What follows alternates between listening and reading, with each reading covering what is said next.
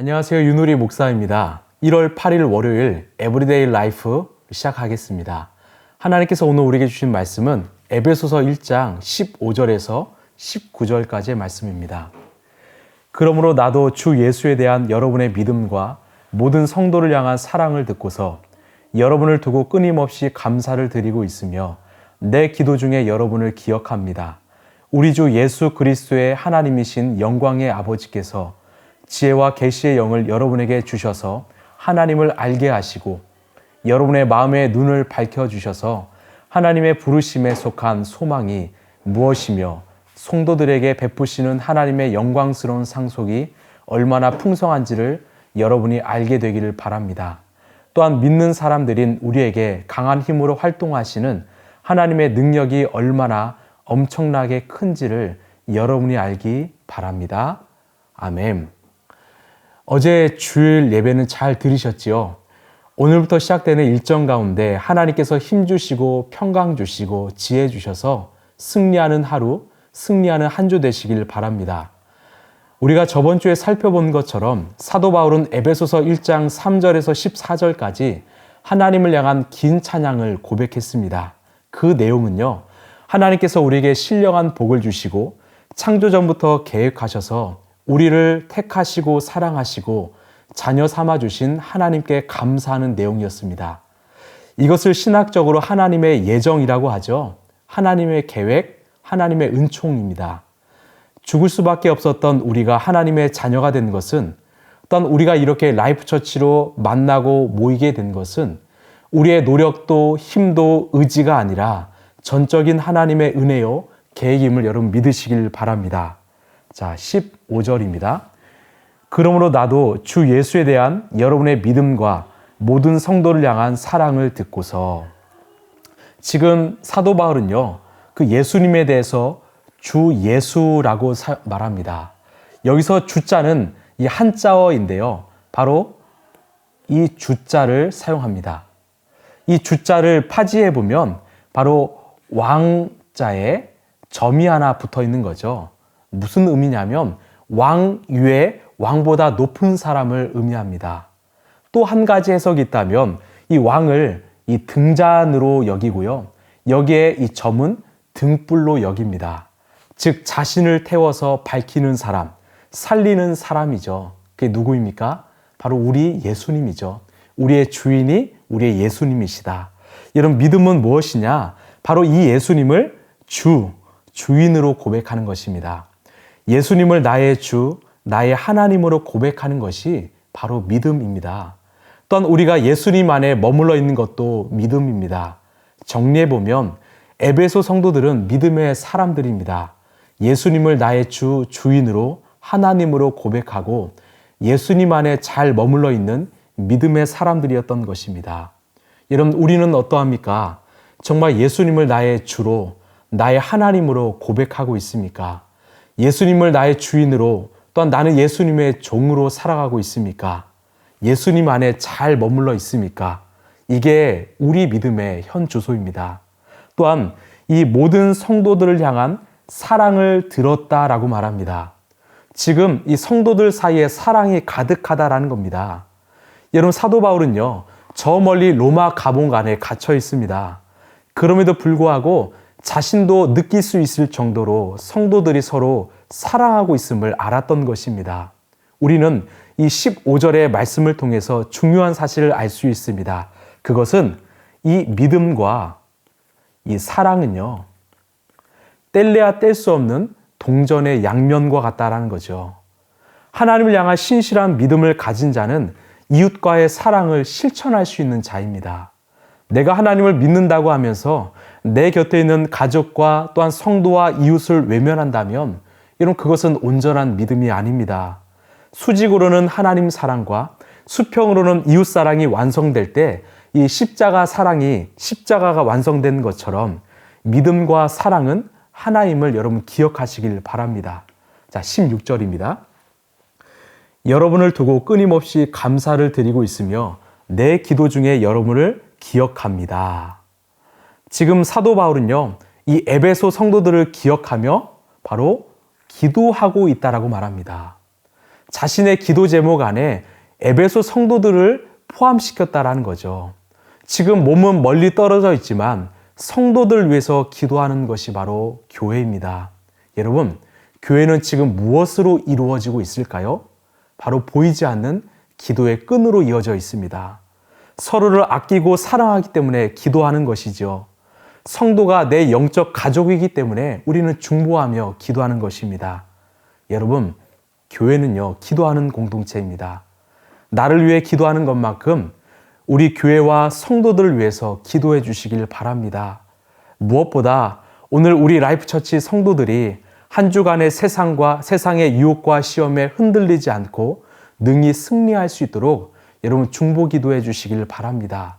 교회는 바로 기도하는 공동체입니다. 이제 17절부터는요, 이 사도 바울이 에베소 성도들을 위한 기도 내용이 나와 있는데요. 자, 17절입니다.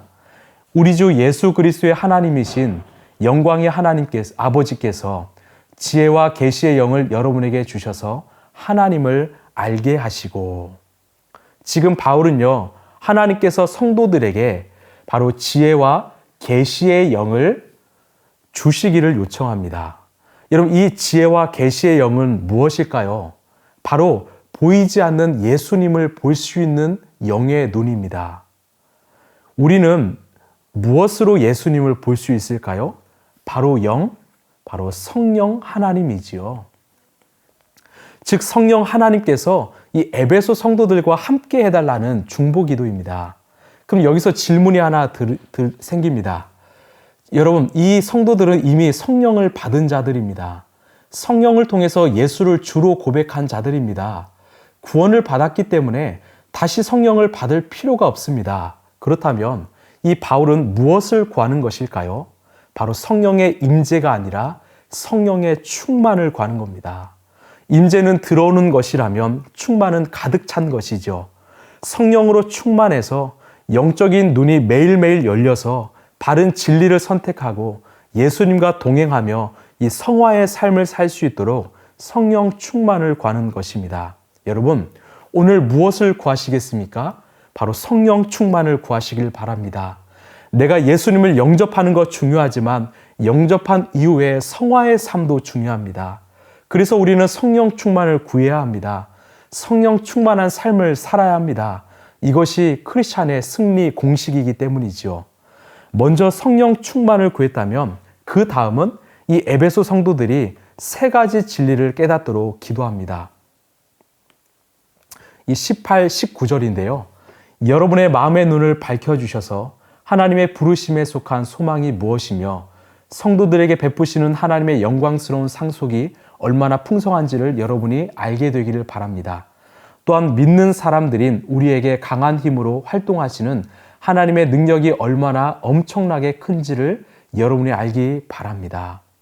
먼저는 18절에 하나님의 부르심에 속한 소망이 무엇이고, 또 두 번째는 하나님의 영광스러운 상속이 얼마나 풍성한지를, 또한 세 번째는요, 이 19절에 하나님의 능력이 얼마나 엄청나게 큰지를 알게 해달라고 기도합니다. 먼저는 하나님의 부르심에 속한 소망을 아는 것입니다. 이것을 깨닫도록 기도했습니다. 하나님께서 우리를 성도로 또한 교회로 부르신 이유는 바로 살리시기 위함입니다. 구원하시기 위함이죠.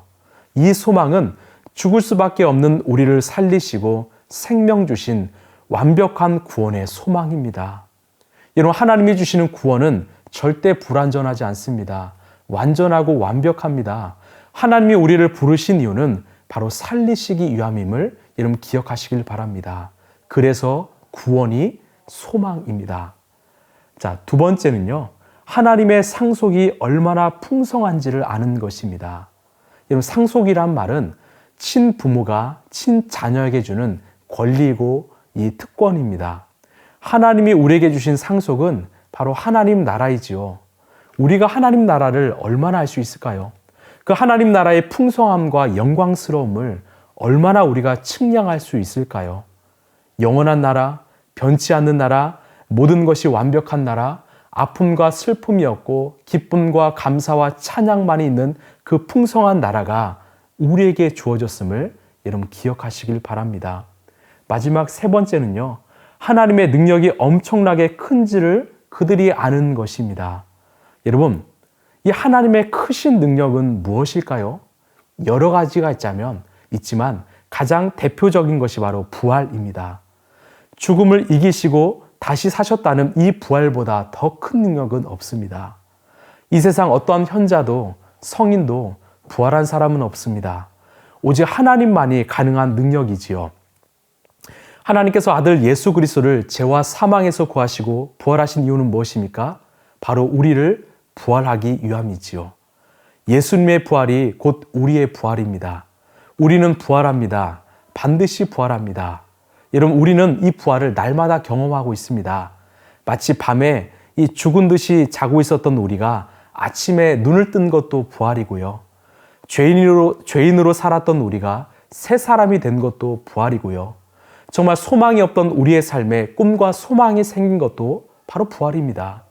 그리고 우리는 주님이 다시 오는 그날 모두 부활할 것입니다. 그 주님의 크신 능력을 안다면 우리는 감사하며 살아갈 수밖에 없다라는 거죠. 이 세 가지는 우리의 머리와 이성과 생각으로 깨달아지는 것이 아닙니다. 바로 성령의 조명하심으로 깨달아지는 것이죠. 그렇게 우리는 날마다 기도할 때 성령 충만을 구해야 합니다. 그때 우리는 하나님이 우리를 부르신 이유가 무엇이고 우리에게 주시는 상속이 얼마나 풍성하고 하나님의 능력이 얼마나 크신지를 분명히 깨닫게 될 것입니다. 말씀을 마무리합니다. 여러분, 믿음과 사랑은 동전의 양면입니다. 하나님을 믿는 것만큼 더 사랑하시길 바랍니다. 또한 성령 충만을 구하시길 바랍니다. 우리 안에 성령으로 충만하면 하나님이 어떠한 분이신가, 우리의 삶에 어떠한 상속과 또한 큰 능력을 주시는지를 깨닫게 될 것입니다. 날마다 이 말씀을 통해서 하나님을 알아가고 하나님을 알아감으로써 감사와 기대가 가득한 우리 라이프처치 성도들, 또 날마다 깨어 기도하는 라이프처치 성도들이 되길 간절히 소망합니다. 우리 함께 기도하겠습니다. 하나님, 오늘 또 주의 말씀으로 하루를 시작하게 하심에 감사드립니다. 하나님이 우리를 온전히 믿어주신 것처럼 우리도 주님을 온전히 믿길 원합니다. 우리가 하나님을 90% 아니 99% 믿는 것이 아니라 100% 믿게 하여 주옵소서. 또한 그 믿음으로 이웃을, 성도들을 진심으로 사랑하는 자가 되게 하여 주옵소서. 우리의 믿음과 사랑이 하나 되게 하여 주옵소서. 또한 성령 충만을 위해서 기도합니다.